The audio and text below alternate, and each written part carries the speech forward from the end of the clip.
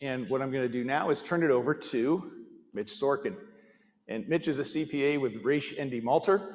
He works with high net worth individuals, businesses in a variety of categories. Again, you can find Mitch's biography in the handout in the materials.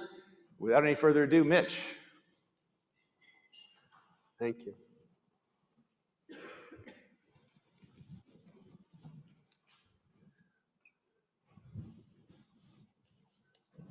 Get this out of your way. Well, first, happy Veterans Day. I just want to say one thing. My father was an accountant, and he served in World War II. And the captain saw he was an accountant. He was a pretty smart guy. They actually made him a head of the Army General Hospital in Europe. And he did a really good job. So being an accountant's not the worst. But it looks like there is a parade today. And I really respect everyone that served in the armed forces and kept where we are now. I mean, this is really an unbelievable country, world that we live in. We're lucky we're here. I also want to thank especially Beth Wertman, who's unbelievable. I can't believe it. She is so good in marketing.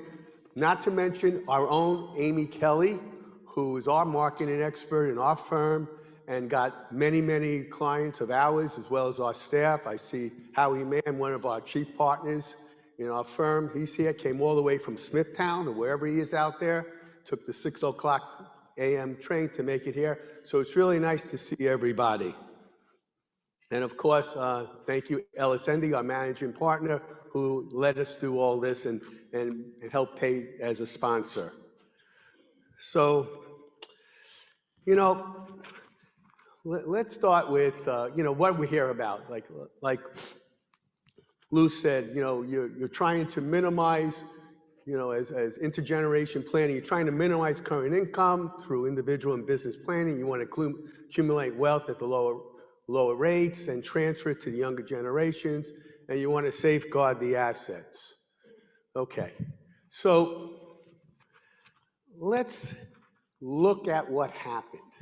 In 2021, the Democrats took control of the House and the presidency. The proposed increases in taxes to pay for all these social programs and the infrastructure, and then we have the water down the bill from the Build Back Better Act. But let's stop right here. Here's something that we should all participate in now. And I'm going to say these sentences, and you can either say so be it or Diano, but here it is. This is what really happened, thank God, and this is what Lou was trying to tell you. No change to individual ordinary income tax rates for individuals with income below $10 million. So be it. No change to individual capital gains qualified dividend rate for taxpayers with income below $10 million. Diana. No change to estate, gift, GST, tax exemption amounts or rates. So be it. No change to step up in basis rules or deemed realization rules at debt. So be it. No unrealized appreciation. That's the anti-deferral count in annual taxation. So be it. No change to grantor trust rules. Thank God.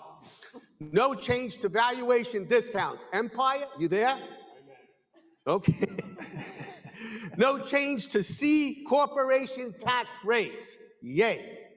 No change to the 20% qualified business income deduction. Diane, that's it. So we lucked out, in my opinion. But let's not jump for joy yet. There's a lot the devil's is in the details. So anyway, just very important. So a lot of states, 21 in all, said, we're going to get around the state and local tax limitation of $10,000. I'll talk a little bit about that in a minute. But so they developed what they call a entity level tax. 21 states participated in this now. An IRS ruling or notice 2075 came and adopted it. New York tagged along. The PPP second draw and the forgiveness, that all happened in 21. And a lot of our clients, or your clients, are probably applying for the forgiveness for the second round now. The employee retention credit was expanded to cover 2021. but later on, with the new law or what's about to be passed, they're going to curtail that just a bit. Then our famous Hurricane Ida. I don't know how many accounts out there, but it was down to the April 14th, and all of a sudden, we didn't know whether New York's going to tag along with this extension to January 3rd, but they did. So, and a lot of us have been holding on to give tax returns and income tax returns until January 3rd now. So that's something that it's still out there. You can still file tax returns before January 3rd in certain jurisdictions, in New York City and some parts of Long Island and Jersey. Okay, so now there's a lot to cover, so I'm going to try to highlight Phantom's Nest planning. Okay, they had a PPP loan. They got forgiven, thank God. We had a lot of issues. I know maybe someone on the line there had more than $2 million of a PPP, and he had to go for all this additional information for the SBA, and luckily, all of a sudden, everyone started being forgiven for people who had $2 million or more, so that was a breather. So they got their PPP forgiven. It's not taxable for the federal purposes, and it's not taxable for New York State. However, there are states like North Carolina that said no. California said yes, but maybe, depending on your revenue. So every state has a different treatment of this. But for New York, we lucked out again. Then the employee retention credit. Anyone that listens to News Radio 8 or all that, you heard all these ads about these employee retention credits, the extra money. If your company was impacted by the pandemic, you're allowed to get a credit against your payroll taxes. And Phantom they were interrupted from March 13th, so they would be able to qualify this and get some, in 2020, it was actually 50% of the first $10,000 of wages and insurance. 2021, they actually expanded it to 70% on the first $10,000 by quarter. So that's a lot of money. Unfortunately, Phantom's Nest made too much money in 2021 and did not qualify. There's accrual to cash basis. They are on the accrual basis since their total revenue is less than $26 million. If they so choose to, they can now be on the cash basis taxpayer, even though they have inventory. Transfer of ownership to children. We'll talk about that later on, but it's always a good time to transfer it now. And you have Thomas, who's the stepson, who's involved in the business, and Jason, who's not so, he's on the other side of the spectrum, as Lou said. It would be not wise to make him an owner. And then there's Julie, her other natural daughter, has no interest in the business at all. So there's not much we're going to do for her, but we'll find out what trusts or things that the lawyers have on store for them. Okay, retirement plans. We mentioned that Julie they only did have a 401k plan from a prior lifetime and accumulate some money. The new law, by the way, is out to get those people that have a lot of money in their IRAs or 401ks in terms of distributions. We're going to hear a lot more about that in coming. The effective dates are all different.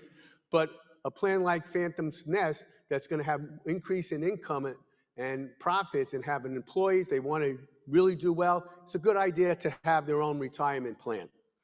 Research and development credits. If Elliot's on the line, one of my clients, he's an expert in R&D, and let me tell you, there's a lot of money at stake out there. Here you have a gaming company, she's developing all the software, that all qualifies for research and development. It comes out maybe between 4 to 6% based on the R&D research, which is mostly wages, supplies, outside labor, that's performed in the United States. Has to be performed in the United States in order to qualify. Now, that R&D expenses, which are fully deductible at this point, 2021 fully deductible, that's going to have to be capitalized in 2022, and then you amortize that over 60 months. However, wait, in the Build Back Better Act, you're going to have a situation where that's going to be deferred 1 year. So that won't start until, hopefully that's going to go through. And then this is my favorite one. This is the PTE, which I mentioned before. It's the entity level tax. that you can pay and get a credit against your personal taxes in New York State or any other state. And this way, this would bypass the SALT deductions. Remember, the SALT deductions is, I never thought it was that big of a deal because most people who paid state taxes, all of a sudden they're subject to the AMT, but that doesn't get the publicity. So it really didn't matter. But having above the line deduction, what do you save? You save not only, you're getting an above the line deduction, you avoid the SALT tax. Can anyone say what else you avoid? For an individual, for a partnership, you reduce your self-employment tax too. So that's really, really important. Now here's the right way, the wrong way, and the Mitchell way, okay? Investment partnerships. Let's say you have a portfolio. Let's say you're worth $10 million and you're earning dividends, interest, and capital gains. You're gonna pay individual taxes on that. However, if you had a partnership, you can pay your entity level tax, get a deduction for that, and therefore not worry about any itemized deduction. That's pretty powerful. Now you're paying taxes and getting above the line deduction for taxes on income attributable to dividends, interest, capital gains, and so forth. So that's something you might want to look at. The question is, once the government hears about this in the Wall Street Journal, they're going to say maybe that deduction should really be portfolio deduction subject to the 2%. Maybe it's passive activity deductions. We will see how that all pans out. But this is a good thing to talk to your clients about, especially your high net worth individuals. Okay, something that I want to point out, Phantom's Nest has more than 5 employees, and if they were in New York City, they would be mandated now to have some type of retirement plan for their employees. It's effective now. They really are waiting until 1/1/23 to go full steam ahead. New York State employers, we're waiting to see some guidance on this. There are so many other states that have this mandatory retirement plans for 5 or more employees. It's in New York City now, but they're not enforcing it right now. We have to wait for guidelines. So here's our favorite one. You have Phantom's Nest selling all these software, all these gaming products all over the world, all over the country. Are they subject to sales tax in those states? Anybody? Right? Yeah, each state's different. So usually, if they treat digital products as custom software, la-di-da, it's subject to sales tax. Even though they might not actually ship a package. There's no tangible personal property here. You're going on the website to download the product. I mean, the states are not stupid. They are going to find ways to tax this and so forth. I know in New York State, they will tax that gaming software.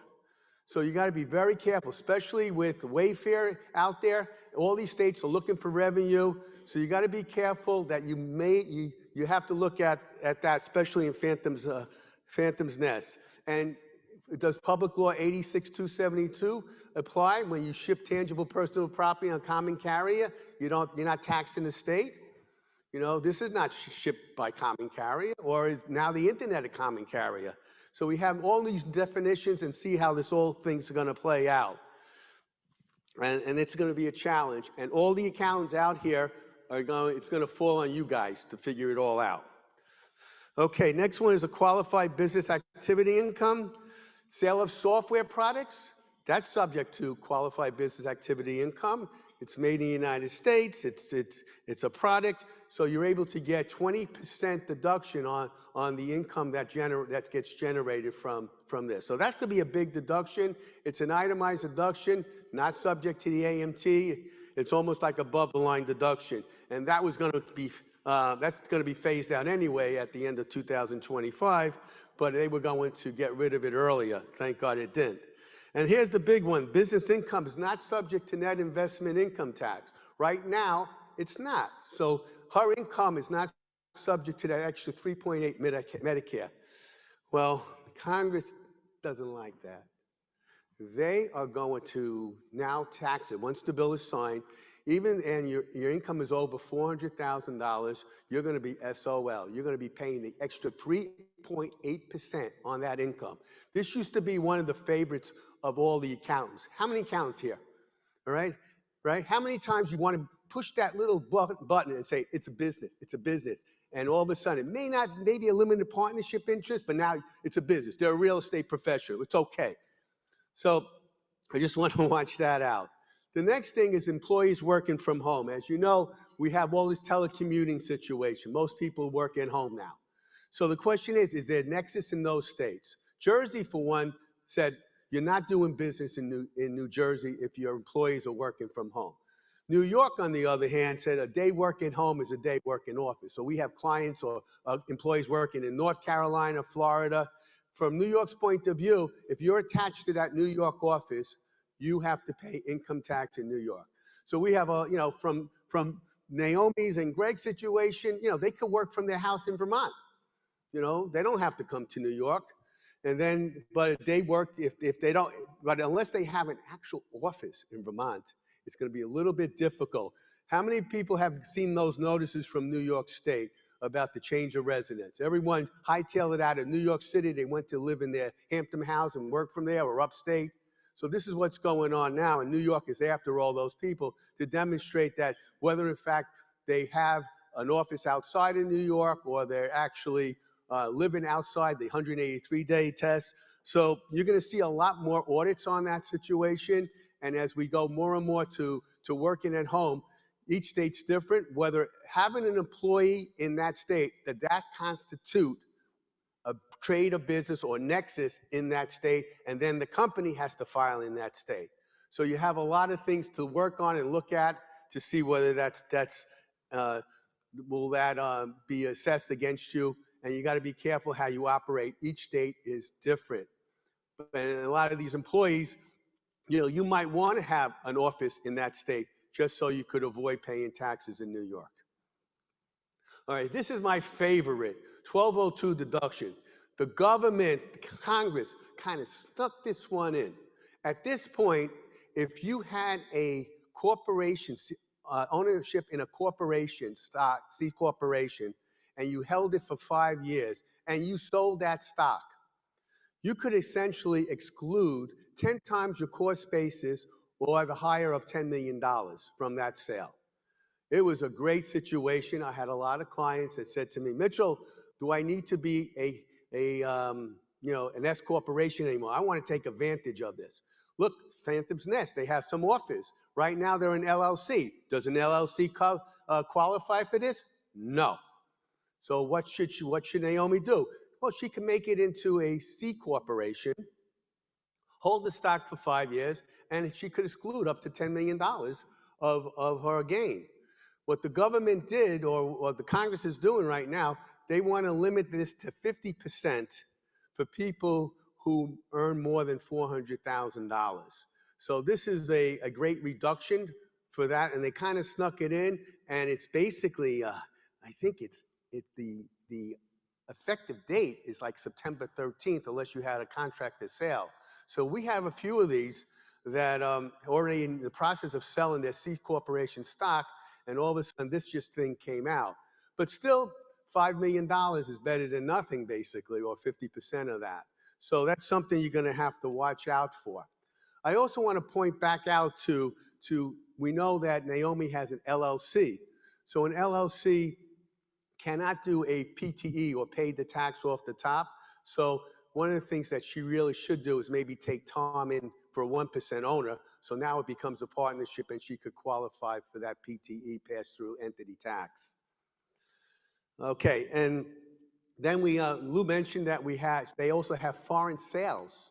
When you sell a product overseas, there's a possibility of you claiming for the interest charge dis deduction, or have an interest charge dis, which is a corporation it works on a commission basis. It's virtual or it's make-believe, but it takes all the sales that you have abroad, and the profits on that could basically be deferred, or you pay a dividend rate qualified, which is anywhere between 15, 20 plus the 3.8%. So it's still an arbitrage between the dividend rate and the regular corporate rate, or the S corporate, pass through the individual rate of 37%. With the QBI, comes out to 29.6. So there's still about a 5.8% arbitrage. but they might want to take a look at that. And one of my clients said to me, he says, listen, I can have a disc owned by a partnership. Yeah, you can. And then I could pay the PTE at the partnership level. I said, you can. Then I can also get a deduction on that. I said, you can. He said, I'm doing it. So we ended up setting up 10 partnerships, to make sure we take advantage of all these PTEs at the disc level. Okay, is everyone still with me, or I'm moving too fast? There's so much. I'm not going to get through with everything, but I just want to get through the main points. Thank you. Okay, let's look at some individual planning for Naomi and Greg. Now, we know in the fact pattern they have a mortgage, and this is very, very important. As you know, the mortgage deduction is on qualified indebtedness, which is currently $750,000. There was a grandfather of $1 million. They have a mortgage of $1.5 million. She has, meaning that there's a limitation on the amount of deduction they can get. It's very important that when you prepare your returns, I know CCH or Pro System, they have their own schedule how to compute if you have a mortgage in excess of $750,000 or $1 million, to limit the amount of interest deduction that you're allowed. And the IRS is sending out so many notices, and you have to fill out that schedule, right? It's a pain in the butt, right? And you got to figure out, because the way it works, you might not come out the way you think you come out, but if you have it already, it's easy. So we've been doing a lot of it, and I'll tell you something. All of a sudden, you find out from your client, when you refinance, they could have refinanced it 5 times. If you refinance and don't put the money for leasehold improvements or renovations, then really it's not qualified indebtedness, and you really can't get the interest deduction on that. But it's years ago. And you know what they're asking for? What did they ask for? The contracts, the original contracts? Contract, and then they wanted to show the opening balance and beginning balance, or I had someone with regular mortgage refinanced, so I had to show it, even though it still qualified for the million, because it was the exact same amount at the ending balance, it was still the beginning balance, a new line, but he also had the co-op, so they wanted the co-op mortgage interest statement too. And so. Well, welcome to my world, our world, I say. Thank you very much. So let's do that for them. Let's maybe pay it down and get it over with. If she's making money, pay it all off. But the interest deduction is still good. We talked a little bit about them moving to Vermont. I don't want to spend time there. We talked about income shifting to members. In other words, they have kids. You put the kids on the books. This is another one of my favorite clients. What he does, he takes all his employees, all his kids, they become workers. He has a freaking plane. They fly on the plane. It's a business deduction. It's a great situation that this guy has. And, it's smart. You gotta think outside the box. As one of my clients said to me, Mitchell, if I had to pay taxes, I wouldn't need you. That was it. Okay, some more planning for Naomi and Greg on the, let's see, should they get married? We'll talk about that. Yeah, you should get married. If you get married, the higher income person goes down to the lower income person. You get a little arbitrage with the rates. It comes with a lot of other things, of course, but there is an advantage of getting married and saving some taxes. I remember when I got married, this is a secret though. I was getting married on December 31st, and I told the justice of the peace, I said, you got to push it to next year. I got to save some money. And no one knows that everyone thinks my anniversary is in December. No, I got married January 1st. That's when the paperwork. So that's a secret. Anyway, and it saved me a lot of money. I'm an accountant, why else? Okay, then I just want to point out they were divorced. Very important, Social Security. I don't want to lose sight of, as we get older, you should be aware of all your Social Security options. So if they were married for 10 years, they can actually collect on their other spouse's Social Security. And in order to collect on your spouse's Social Security, usually, to collect Social Security, you have to work 10 years. And when one spouse die, you could also collect from their Social Security. And then, and since they're both divorced, you got to look at all this stuff. and they get into that age where it's going to affect them down the road. But all our clients who is ever at retirement age or something like that, they tell you, collect your own Social Security, and then you wait until you're 70 years old, collect your husband's Social Security. You know, you have a whole mixture. So the thing is, when you're ready to collect Social Security, you've got to say, should I start collecting my husband's Social Security first? One half, is that more than what I get? And should I wait until 70, then I'll get mine? I'll see if that's higher. But this is something that everyone has to deal with. And of course, we'll hear all about the estate and gift considerations, which I'm not going to go into it. So here's my famous co-op tax throw-in. The co-op tax throw-in. Everyone in New York City, a lot of your clients have co-ops. Do we deduct the real estate taxes from the co-op as a Section 216 deduction, which is not the 164 deduction that was subject to the SALT? So we had half the people we did, half the people we didn't, and we just held our breath to see what would happen. So it's very interesting. The actual bill, the new bill says we are now making sure that the SALT limitations will cover the co-op. And they also went ahead, we're not going to talk about if you took deductions prior to this. We're not going to give that to you so fast. You're still up there. So our firm, Raich, Ende, Malter, got our first notice from the IRS about that co-op deduction. So stay tuned to see whether we're going to win that case or not. So that's really, really important and all that stuff. Okay, so I'm just going to go over, I'm running out of time, but you can always use my outline as a resource. But what's in the bill now? You know, tax the rich. The big one is 15% minimum corporate tax on very large corporations, over $1 billion. That, you know, you laugh a little bit, but maybe the price of the stock that you own in that company is going to go down because they're going to pay a lot more taxes now. So watch out for that. The 1% surcharge on corporate buybacks for public companies.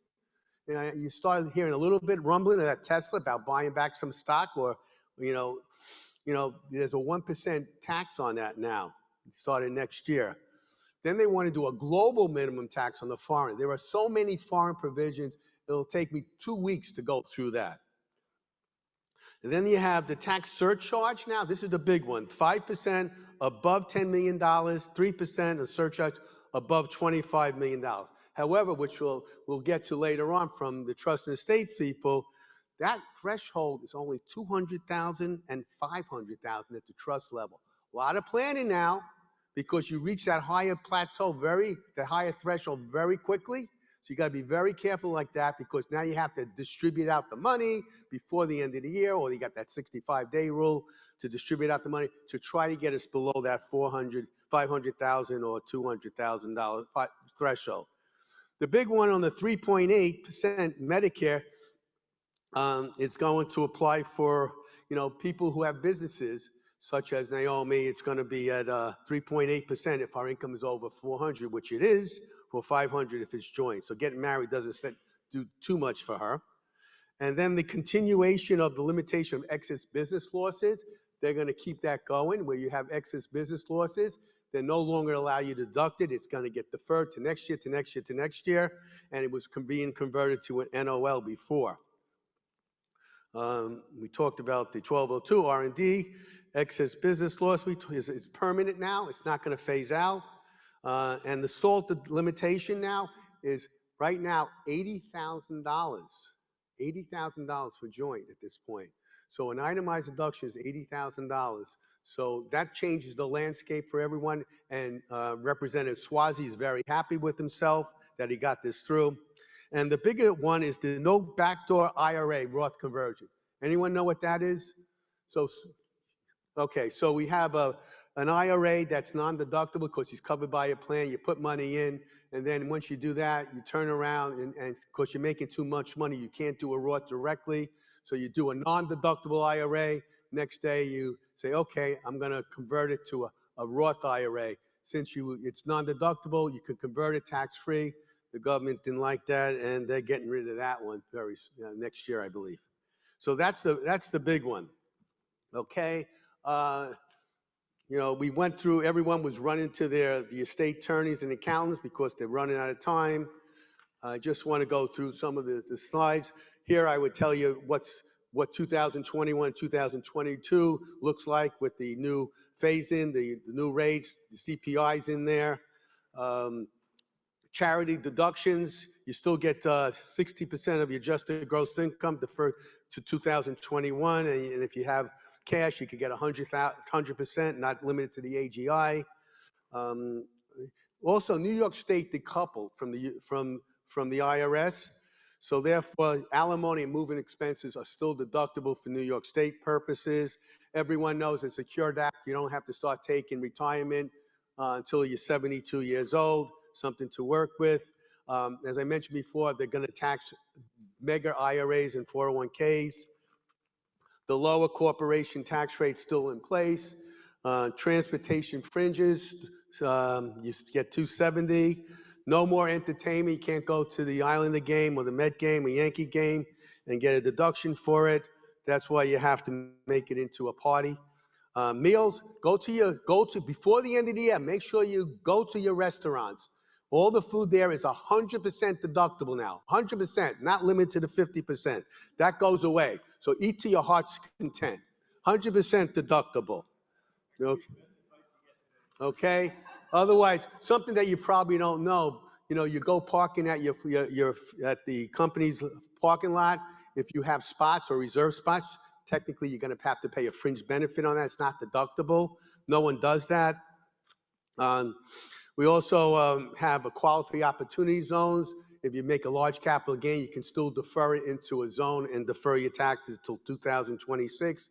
And if you make money and hold the asset for 10 years, you get 100% exclusion. There are new 401k limitations. It's going from 19,500 to 20,500. If you're over 50, you get 27,022. IRAs are going up from $6,000 to $7,000, and 6,000. Then you get the extra 1,000 if you're 70. Higher defined contribution limitations. Okay, one point I must leave. I got one more thing. Two more things, please. 163J limitation will exclude. That's the interest limitation. You used to be able to add back the depreciation. Now you're not going to be able to add back the depreciation next year. So watch out for that. So I do want to, there's so much more planning. There's what's left is, we'll maybe talk about that, private placement insurance. But I want to say one more thing. This thing about a duty, okay? Online companies that import and sell usually used to come home from a plane ride and they ask you how much you could declare. It used to be $200. The guy has a Swiss watch on his hand that he doesn't tell anyone about. But in any event, now it's up to $800. So a lot of people, and because they raised all these duties, items from China, so what you can do, a lot of these online retailers are doing, they're actually importing the goods. They can import it directly to a free zone in Mexico or in the United States, or in the United States, you would ship it to a Mexican warehouse, and then package the goods in a duty-free in Mexico or Canada, and then you walk across the border to El Paso, give it to FedEx, and send it out to all your individual customers. As long as it's under $800, you don't pay duty. So if duty rate is 30%, that's a lot of money. Because normally when you import goods into the United States, you pay the duty, you ship them to your customer, your cost of goods sold are higher. If you do it this way, you could effectively save that 30% or 20% duty-free thing on that. Okay, there's a lot more to go. I mentioned everything in the presentation with Phantom. You could feel free to go through the outline and see what else is there, but I've run out of time. Thank you very much. Thank you, Mitch. You have a question, Karen? Yeah, I did have a question for you. There's all kinds of stuff in the infrastructure bill that the president's about to sign with respect to cryptocurrency. And we have a lot of clients who are now beginning to, or who have cryptocurrency in their portfolios. And I know a lot of those clients have been thinking that they don't have to be reporting their income and gains from those cryptocurrencies simply because the whole concept of cryptocurrency is it's outside of the regulation of the government. So what are the what are the new provisions in that infrastructure bill with respect to the taxation of crypto? Well, keep in mind, on every tax return, there's a box right on top. Did you have any ownership in cryptocurrency? You're supposed to check the box. Yes. You know, cryptocurrency is like a barter. So you have to report all your income and expenses on that. So there's a lot more high reporting on it. It is gain, you know, you have income, you have to report them as anything else, and they're going to have cost basis. All the brokers are going to have to report it. It's not like, if you remember in the old days, I don't know how far back, we used to have stock options, you know, you sell covered calls and all that. It was never on your 1099. So a lot of people used to say, oh, I sold options on it. It's not reported. Why should I report it? And then they started reporting it years ago. So, but now it's all going to be reported. It's all taxable, and Is it subject to? I believe crypto is subject to preferential capital gains tax rates. yeah, it's always it's But not NFTs, by the way. not what? Not NFTs. So when you're dealing with non-fungible goods, which is the new big thing in the art market, you do not have preferential capital gains rates because they're considered collectibles. So But collectibles is at 25%. yeah, Oh, it's talking about collectibles. Just so any art people here. So there was things, if you buy art, there's a warehouse in Delaware that basically is set up so you can buy the art from Christie's, let them ship it directly to your warehouse in Delaware and not pay any sales tax because Delaware does not have a sales tax. So there's a whole thing going on. You might read about that. It was in the Forbes or Wall Street Journal about that. So any art people, that's a way to buy art tax-free, sales tax-free. Thank you. Thank you, Mitch. that's So- great. That's I think I'm losing control of the program here. In the United States. So this is Veterans Day. Thanks for mentioning that. And here we are in the Union Hall from the Union Army, and that's the Union League Club. So take a walk around at the break. We're going to have a break at 10:30. There's some wonderful history here. That's great to remember the veterans from the Civil War. You can tell from Mitch, and we put him first because he has so much energy. We thought we'd keep you awake for the first 35 minutes at least, and he put a lot into 35 minutes. With any plan, it can't be emphasized enough that this plan has 5 experts that all have a piece of the puzzle.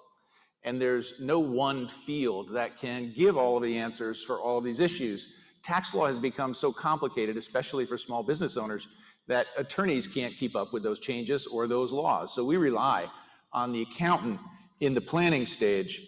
The piece that I'm feeling a little bit is that 3.8% now earned income surtax, which used to be just the net investment income tax, now on active businesses. And $400,000 is a lot of money for income, but when it's your small business, a lot of times that income is going to build up, and a lot of people are going to get hit with that 3.8% surtax. So I'm hopeful that by the time they sign this bill, because remember, we have one bill that was passed, a hard infrastructure bill, but the Build Back Better Act is not yet signed.